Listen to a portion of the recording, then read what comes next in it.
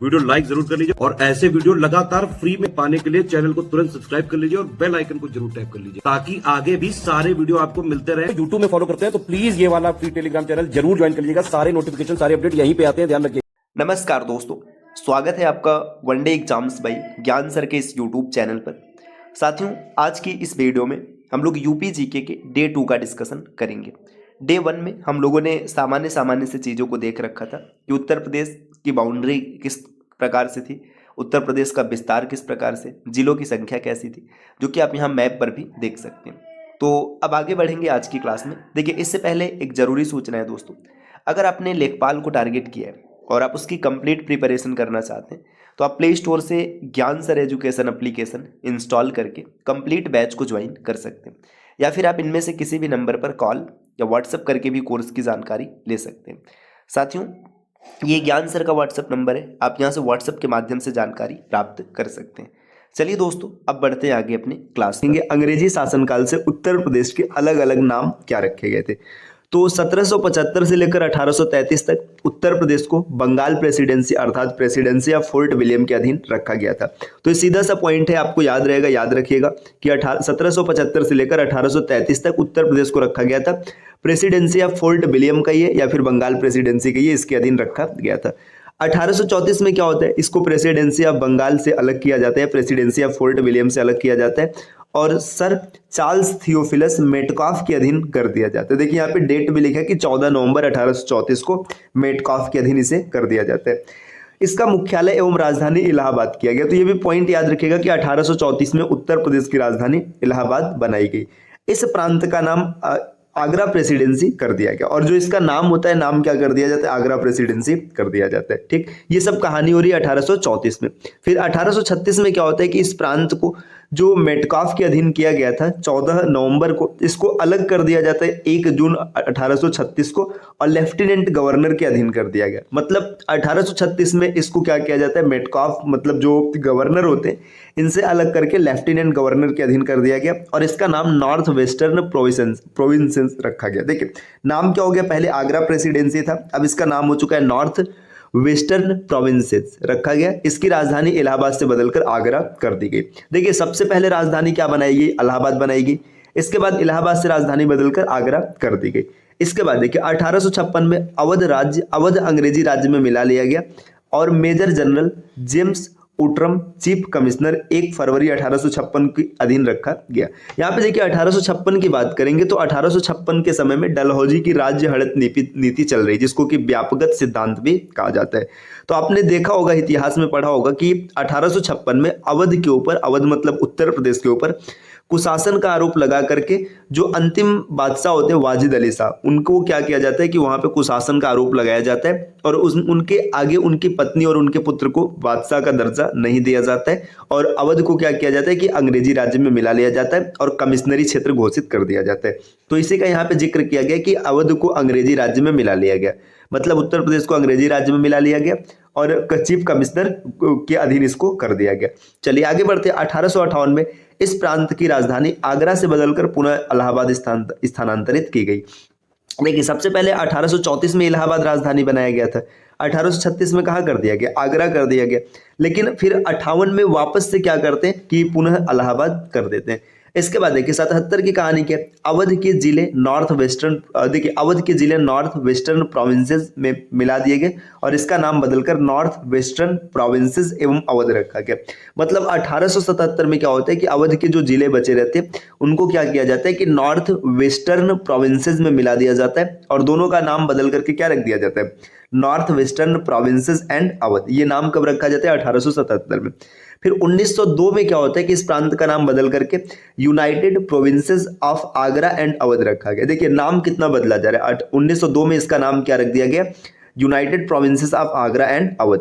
फिर इसके बाद 1937 में इसका नाम यूनाइटेड प्रोविंसेस रखा गया है ना, 1937 में होता है। 1949 में क्या होता है कि यूनाइटेड प्रोविंसेस में जिला रामपुर, टिहरी, गढ़वाल और बनारस स्टेट सम्मिलित किए गए। तो देखिए 1949 में इन सब जिलों को शामिल किया गया। कौन कौन सा जिला, रामपुर, टिहरी गढ़वाल और तथा बनारस, इसको शामिल किया गया। फिर आगे देखिएगा क्या होता है 1950 में, देखो 1950 में इस प्रांत का नाम 24 जनवरी 1950 को उत्तर प्रदेश रखा गया। तो ये क्वेश्चन कई बार बना है कि उत्तर प्रदेश का नाम उत्तर प्रदेश कब रखा गया, तो 24 जनवरी 1950 को रखा गया, इस बात को याद रखिएगा। और 2000 में क्या होता है कि कुछ जिलों को काट करके एक अलग राज्य बना दिया जाता है जो कि उत्तरांचल होता है, और बाद में इसका नाम उत्तराखंड किया गया, जो कि आज भी आप देख सकते हैं उत्तराखंड। ठीक, चलिए अब आगे बढ़ते हैं अगले स्लाइड पर। देखिए अगले स्लाइड पर क्या इंफॉर्मेशन है, उत्तर प्रदेश का नाम, चिन्ह, राजधानी और गठन, इसकी बात की जाएगी। तो उत्तर प्रदेश का नाम कब रखा गया, अभी अभी आपने देख रखा है कि 24 जनवरी 1950 को इसका नामकरण किया गया, उत्तर प्रदेश रखा गया। फिर 1 नवंबर 1956 को राज्य का पुनर्गठन किया गया। तो राज्य का पुनर्गठन किस कमीशन के आयोग पर किया, किस कमीशन की सिफारिश पर किया गया था, इसको जरूर आप कमेंट करके बताइएगा। ठीक, चलिए फिर राज्य का विभाजन कब होता है, 9 नवंबर 2000 को 13 जिलों को काट दिया जाता है, और 13 जिलों को काट करके एक नया राज्य उत्तरांचल बनाया जाता है, बाद में जिसका नाम बदल करके उत्तराखंड रखा गया। उत्तर प्रदेश की राजकीय भाषा की बात करेंगे तो उत्तर प्रदेश की 2 राजकीय भाषा है, एक हिंदी है ना, जो कि जब भारत आजाद हुआ था तब से ये रखा गया था। बाकी 1989 में उत्तर प्रदेश ने उर्दू को भी राजकीय भाषा का दर्जा प्रदान किया। ठीक, इसके बाद राजकीय पशु की बात करेंगे तो राजकीय पशु है बारहसिंगा। राजकीय पक्षी की बात करेंगे तो सारस या क्रॉन्च का लीजिए। राजकीय वृक्ष है अशोक, है ना। राष्ट्रीय पुष्प की बात करेंगे पलाश, पलाश को टेसू भी कहा जाता है। तो आप आसानी से यहाँ से चीजों को देख सकते हैं कि उत्तर प्रदेश राज्य का गठन 24 नवंबर जनवरी 1950 को किया गया। राज्य का पुनर्गठन 1 नवंबर 1956 को किया गया। विभाजन कब हुआ, 9 नवंबर 2000 को। 13 जिलों को काट करके अलग किया गया, जो पहाड़ी जिले थे उनको काटकर अलग किया गया।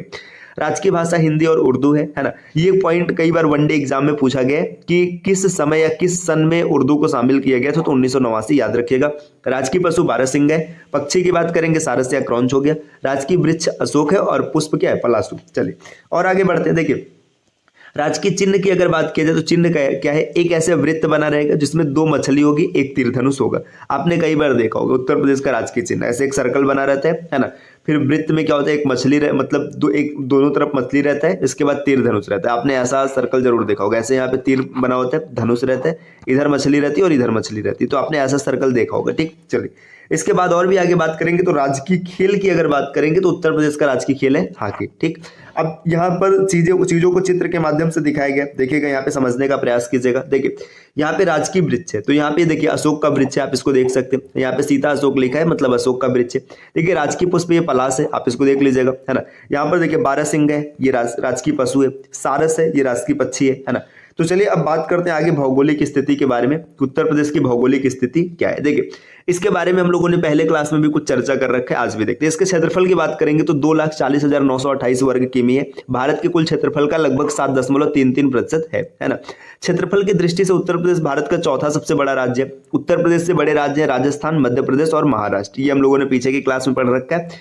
वहीं जनसंख्या की दृष्टि से बात करेंगे तो उत्तर प्रदेश भारत का सबसे बड़ा राज्य है। आकार की बात करेंगे तो इसका आकार लंबवत है, वर्टिकल है ना। ग्लोब पर स्थिति यहाँ पे अक्षांश और देशांतर के बारे में बताया गया। तो उत्तर प्रदेश उत्तरी अक्षांश में स्थित है, अक्षांश से 23 डिग्री 52 मिनट से लेकर के 31 डिग्री 28 मिनट तक। जबकि देशांतर की बात करेंगे तो ये पूर्वी देशांतर में स्थित है, 77 डिग्री 30 मिनट से लेकर के 84 डिग्री 39 मिनट के मध्य में यह स्थित है ना। अक्षांशीय विस्तार अगर देखेंगे उत्तर से दक्षिण तक, है ना, तो इसका जो अक्षांशीय विस्तार है, ये विस्तार है 7 डिग्री 36 मिनट। और वहीं पर इसकी लंबाई की बात करेंगे तो लंबाई हो जाएगी 240 किलोमीटर, है ना। जो अक्षांशीय विस्तार है 7 डिग्री 36 मिनट और लंबाई 240 किलोमीटर। और यहीं पर अगर बात करेंगे देशांतरी विस्तार की, तो इसका जो देशांतरी विस्तार है 7 डिग्री 9 मिनट है। और इसकी लंबाई की बात करेंगे तो इसकी लंबाई हो जाएगी अप्रोक्सीमेट 650 किलोमीटर। रुके, यहाँ पे अक्षांशी की बात करें ना, हाँ सही, लंबाई इतनी होगी और देशांतरी में लंबाई इतनी होगी। ठीक, इसके बाद देखिए यहाँ पे लंबाई लिया है, मतलब पूरब से पश्चिम तक और उत्तर से दक्षिण तक। देखिए पूरब से पश्चिम का मतलब लंबाई इस प्रकार से, देखिए जब आप ग्लोब बनाएंगे या फिर ऐसे देखेंगे तो यहाँ पे देखिए ग्लोब बनने के बाद ये आपका इस तरीके से जो रेखाएं होती है इसको अक्षांश कहते हैं, इस तरीके से अक्षांश होता है ना। तो अक्षांशी लंबाई की अगर बात करेंगे तो ये देखिए 240 किलोमीटर दिख रहा है। अक्षांशी विस्तार कितना, 240 किलोमीटर। और ये ऐसी जो लाइन बनती है इसको देशांतर कहते हैं ना, ये देशांतर होता है। तो देशांतरी लंबाई कितनी दिखा रहा है यहाँ पे, अगर देशांतरी की बात करेंगे तो यहाँ पर 650 किलोमीटर चल रहे हैं। अब उत्तर प्रदेश के जिलों की बात करेंगे, सबसे बड़ा जिला कौन है, तो सबसे बड़ा जिला है लखीमपुर खीरी, इसको याद रखेगा। इसके बाद सोनभद्र है, सोनभद्र के बाद हरदोई और इसके बाद सीतापुर, है ना। और वहीं क्षेत्रफल की दृष्टि से बात करेंगे तो सबसे छोटे जिले की बात करेंगे, देखिए शामली, गाजियाबाद, भदोही और हापुड़, है ना। तो ये सबसे छोटे जिले। 2011 में जब हापुड़ को नहीं बनाया गया तो 2011 से पहले भदोही को सबसे छोटा जिला माना जाता था। अब इसके बाद देखिए और क्या इन्फॉर्मेशन है, अगर हम लोग बढ़ेंगे आगे, देखिए यहाँ पर दिया है सबसे पूर्वी एवं सबसे पश्चिमी जिला, तो आपने पीछे पढ़ रखा है कि सबसे पूर्व का जिला है बलिया और सबसे पश्चिम में शामली है ना। और उत्तरी और दक्षिणी की बात करेंगे तो सबसे उत्तर का जो दिशा है वो सहारनपुर है और सबसे दक्षिण का जिला है सोनभद्र है ना। और एनसीआर है ना, यहाँ पे अगर बात करेंगे राष्ट्रीय राजधानी क्षेत्र है ना, नेशनल कैपिटल रीजन है ना। एनसीआर में शामिल उत्तर प्रदेश के कितने जिले, तो एनसीआर में उत्तर प्रदेश के आठ जिलों को शामिल किया गया। गाजियाबाद, हापुड़, मेरठ, गौतम बुद्ध नगर, बुलंदशहर, मुजफ्फरनगर, शामली और बागपत। ये भी आप याद रखिएगा, एनसीआर में यूपी के 8 डिस्ट्रिक्ट्स को शामिल किया गया है ना। कौन कौन से, गाजियाबाद, हापुड़, मेरठ, गौतम बुद्ध नगर, 4 हो गए, बुलंदशहर, मुजफ्फरनगर, शामली और बागपत, ये टोटल 8 डिस्ट्रिक्ट को शामिल किया गया। चलिए और आगे बढ़ते हैं। देखिए नेक्स्ट यहाँ पे दिया उत्तर प्रदेश एवं सीमावर्ती राज्य, कि उत्तर प्रदेश की सीमा से लगने वाले कौन कौन से राज्य हैं। तो आपने पीछे देख रखा था कि उत्तर प्रदेश के साथ 8 राज्य है ना, मतलब ये 8 स्टेट, एक यूनियन टेरिटरी और एक इंटरनेशनल बाउंड्री शेयर होती है ना। तो यहाँ पे अब हम लोग यही देखेंगे कि 8 हैं कौन कौन से। देखिए नेपाल की बात कर रहे हैं तो नेपाल क्या हो जाएगा, नेपाल इंटरनेशनल बाउंड्री है ना। इंटरनेशनल क्यों, क्योंकि नेपाल अलग देश है ना। तो यहाँ पे इंटरनेशनल बाउंड्री की बात करेंगे तो नेपाल के साथ कुल 7 जिलों की सीमा लगती है। कौन कौन सी, पीलीभीत, लखीमपुर खीरी, बहराइच, श्रीबस्ती, बलरामपुर, सिद्धार्थनगर, महाराजगंज। देखिए आप इसको यहाँ मैप के माध्यम से भी देख सकते हो, रुकिए आपको मैप में दिखाते हैं। देखिए अगर आप देखेंगे तो यहाँ पर ये नेपाल है ना। देखिए ये पूरा यहाँ से ये बाउंड्री जो है ये नेपाल की बाउंड्री है ना, ये नेपाल की बाउंड्री चल रही है ना, ये पूरी। तो आप यहाँ से देख सकते हैं कि जिन 7 डिस्ट्रिक्ट्स का नाम वहाँ पे लिखा गया था। देखिए सबसे पहले पीलीभीत है, डिस्ट्रिक्ट नंबर पहला है ना। लखीमपुर खीरी दूसरा हो गया है ना। तीसरा है बहराइच, चौथा है श्रावस्ती या श्रावस्ती, पांचवा है बलरामपुर, छठा है सिद्धनगर और सातवां महाराजगंज। तो आप आसानी से देख सकते हैं कि यहाँ पे 7 डिस्ट्रिक्ट ऐसे हैं जो नेपाल के साथ सीमा साझा कर रहे हैं। आप इनको एक क्रम में याद रखिएगा, क्योंकि हो सकता है कभी कभी आपको क्रम सेट करने के लिए मिल जाए है ना। वहां पर हम लोग न जाकर के हम लोग यहीं पर सभी बाउंड्री को समझ लेते। देखिए नेपाल के बाद अगर हम लोग बात करेंगे कि उत्तराखंड के साथ कितने जिलों की बाउंड्री लगती है, तो देखिएगा अगर हम उत्तराखंड की बात करेंगे तो उत्तराखंड के ये यहाँ से चल रहा है ना, यहाँ से ऐसे इस प्रकार से उत्तराखंड है। देखिए सबसे पहले सहारनपुर की सीमा लग रही है, सहारनपुर के बाद मुजफ्फरनगर 2 हो गया, बिजनौर 3 है, मुरादाबाद 4 हो गया, रामपुर 5, बरेली 6 और पीलीभीत 7। अगर उत्तराखंड की बात करेंगे तो उत्तराखंड के साथ भी 7 जिलों की सीमा लगती है। आप आसानी से देख सकते हैं कौन कौन सा। देखिए सहारनपुर यहाँ पे पहला, देखिए पहला सहारनपुर का है ना। दूसरा कौन हो जाएगा, दूसरा हो गया मुजफ्फरनगर, तीसरा है बिजनौर है ना, चौथा मुरादाबाद, पांचवा रामपुर, छठा बरेली और सातवां पीलीभीत। ठीक, इसके बाद देखिए और अगर आगे बढ़ेंगे हरियाणा के बाउंड्रीज की बात करेंगे तो हरियाणा में कौन कौन आ रहा है। देखिए सहारनपुर, शामली, बागपत है ना, गौतम बुद्ध नगर और यहाँ पर अलीगढ़। तो ये हरियाणा के साथ सीमा बना रहे हैं। दिल्ली की बात करेंगे तो दिल्ली के साथ बागपत, गाजियाबाद और यहाँ पे गौतम बुद्ध नगर, 3 की सीमा लग रही है। वहीं पर राजस्थान की बात करेंगे तो मथुरा और आगरा, 2 डिस्ट्रिक्ट ऐसे जो राजस्थान के साथ सीमा बना रहे हैं है ना। इसके बाद मध्य प्रदेश की बात करेंगे तो मध्य प्रदेश सर्वाधिक जिलों के साथ सीमा साझा करता है। देखिए कौन कौन से हैं। देखिए एमपी की बाउंड्री यहाँ से शुरू हो रही है, ये एमपी की बाउंड्री यहाँ से शुरू हो रही है ना, ये यहाँ से लेकर के यहाँ तक चल रहा है ना।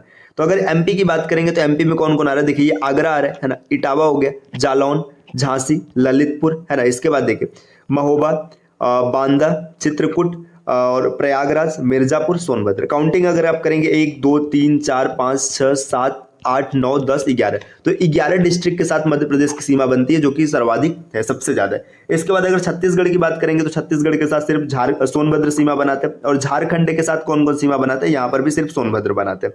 इसके बाद देखिए अगर देखेंगे बिहार के साथ, तो बिहार के साथ कौन कौन है, सोनभद्र, चंदौली, गाजीपुर, बलिया, देवरिया, कुशीनगर है ना, ये सब है।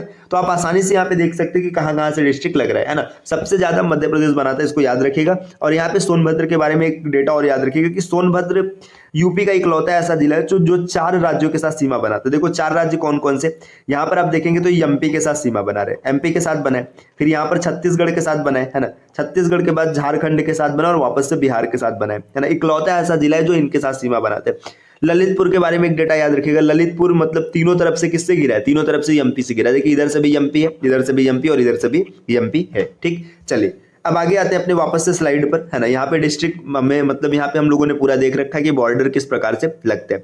देखिए यहाँ पर कुछ इन्फॉर्मेशन दिया, पढ़ लेते हैं है ना। नेपाल के बारे में हम लोगों ने देख लिया। सीमावर्ती प्रदेश की बात करेंगे तो उत्तराखंड, हिमाचल प्रदेश, हरियाणा, राजस्थान, मध्य प्रदेश, छत्तीसगढ़, बिहार, झारखंड और केंद्र शासित प्रदेश दिल्ली। 8 राज्य और 1 केंद्र शासित प्रदेश है ना। सर्वाधिक राज्यों को स्पर्श करने वाला जिला है सोनभद्र, हम लोगों ने पीछे देख रखा है। 4 राज्यों को स्पर्श करता है, मध्य प्रदेश, छत्तीसगढ़, झारखंड और बिहार है ना। उत्तराखंड के सीमावर्ती जिले 7 है, आपने पीछे देख रखा है, सहारनपुर, मुजफ्फरनगर, बिजनौर, मुरादाबाद, रामपुर, बरेली, पीलीभीत है ना। मध्य प्रदेश राज्य 3 तरफ से मतलब मध्य प्रदेश राज्य से 3 तरफ से घिरा जिला ललितपुर है, आपने पीछे जस्ट देखा हुआ था मैप में है ना। अगर और भी आगे बढ़ेंगे, देखिए यहाँ पे क्या क्या इन्फॉर्मेशन दिए। उत्तर प्रदेश के साथ लगी सबसे छोटी सीमा वाला राज्य है हिमाचल प्रदेश, और सबसे बड़ी वाली सीमा कौन सीमा बनाते हैं? मध्य प्रदेश। मध्य प्रदेश के साथ कितने जिले लगे? 11 जिले, आपने पीछे देखा है ना। दिल्ली की सीमा को छूने वाले जिले गौतम बुद्ध नगर, गाजियाबाद और बागपत। हिमाचल के साथ सटा जिला सहारनपुर है। सहारनपुर जिले के सीमावर्ती राज्य हरियाणा, उत्तराखंड, हिमाचल प्रदेश। सोनभद्र जिले के सीमावर्ती राज्य 4 आपने जस्ट पहले अभी देख रखा है ना। बिहार की सीमा को छूने वाले राज्य महाराजगंज,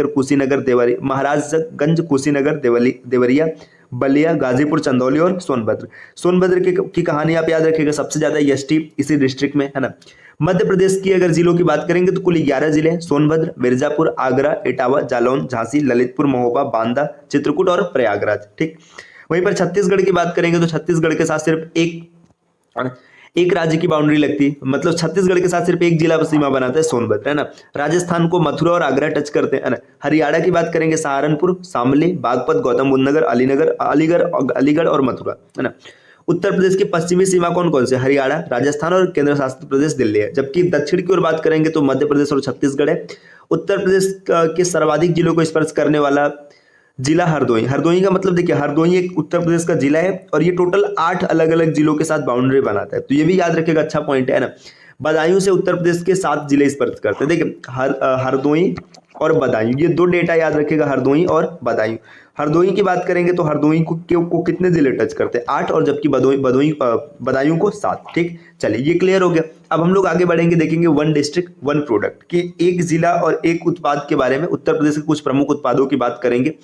तो देखिए आगरा का जो उत्पाद है, आगरा डिस्ट्रिक्ट की बात करेंगे तो यहाँ का प्रोडक्ट है चमड़ा उत्पाद, मतलब प्रसिद्ध उत्पाद है चमड़ा। जौनपुर में ऊनी कालीन मतलब दरी प्रसिद्ध है। अमरोहा की बात करेंगे तो अमरोहा के ढोलक, ये कई बार पेपर में देखने के लिए मिले, वनडे एग्जाम्स में मिलते हैं, अमरोहा का ढोलक, है ना।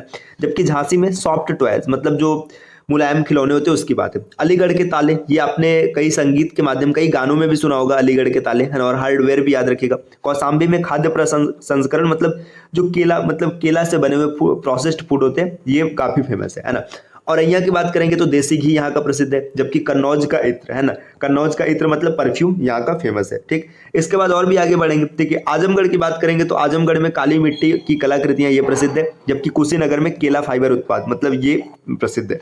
आगे देखिए अम्बेडकर नगर की बात करेंगे तो वस्त्र उत्पाद है। कानपुर देहात में एल्यूमिनियम के बर्तन, है ना, ये जरूर याद रखिएगा कि कानपुर में एल्यूमिनियम के बर्तन आपको देखने के लिए मिलेंगे। अमेठी की बात करेंगे तो मूंज के उत्पाद है। कानपुर नगर में चमड़ा उत्पाद प्रसिद्ध है। अयोध्या के गुड़, है ना, अयोध्या का गुड़ प्रसिद्ध है। कासगंज में जरी जरदोई प्रसिद्ध है। बदायूं में जरी जरदोई उत्पाद, देखिए यहाँ पे सबका चित्र दिया गया, आप देख सकते हैं। लखीमपुर खीरी की बात करेंगे तो जनजातीय शिल्प फेमस है। बागपत में होम फर्निशिंग है। ललितपुर की बात करेंगे जरी सिल्क साड़ी, है ना। और भी आगे अगर बढ़ेंगे तो बहराइच की बात करेंगे तो गेहूं डंठल उत्पाद फेमस है। लखनऊ में चिकनकारी एवं जरी जरदोजी, है ना।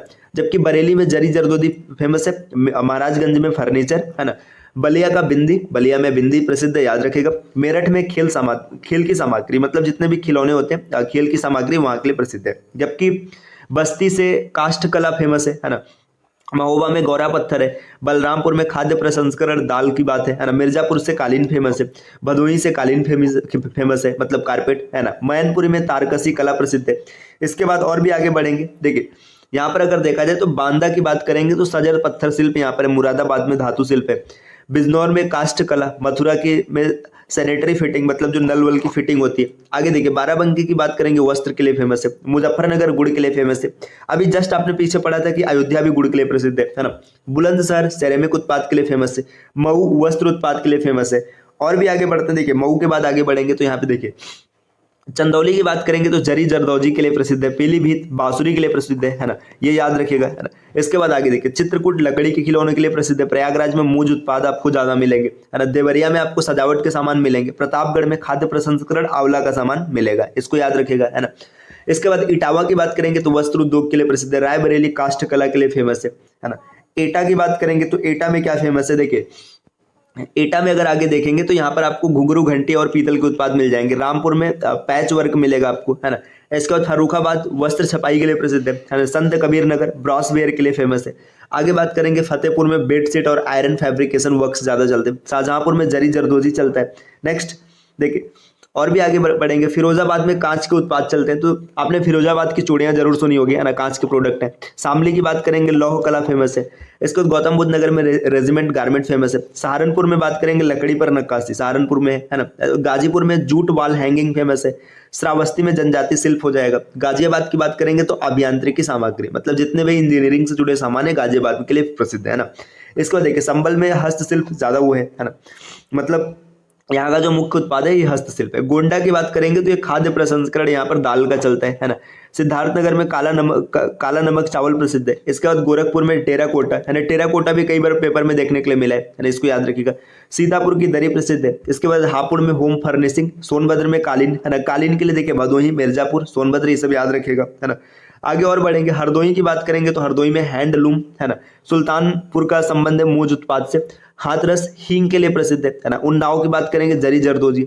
हमीरपुर के जूते प्रसिद्ध है। वाराणसी में बनारसी रेशम की साड़ी, मतलब बनारसी साड़ी आपने कई मूवीज में देखा होगा है ना। इसके बाद बात करेंगे जालौन में, तो हस्त निर्मित कागज यहाँ की कला यहाँ पर प्रसिद्ध है। तो देखिए, 1 डिस्ट्रिक्ट 1 प्रोडक्ट, हम लोगों ने 75 डिस्ट्रिक्ट का डिस्कशन किया। आप इसको आराम से एक एक करके याद कर लीजिएगा, कई बार मैचिंग के लिए आते हैं, आपको मैच करना पड़ेगा। तो दोस्तों, ये रही आज की क्लास कैसी लगी आपको कमेंट करके जरूर बताना है।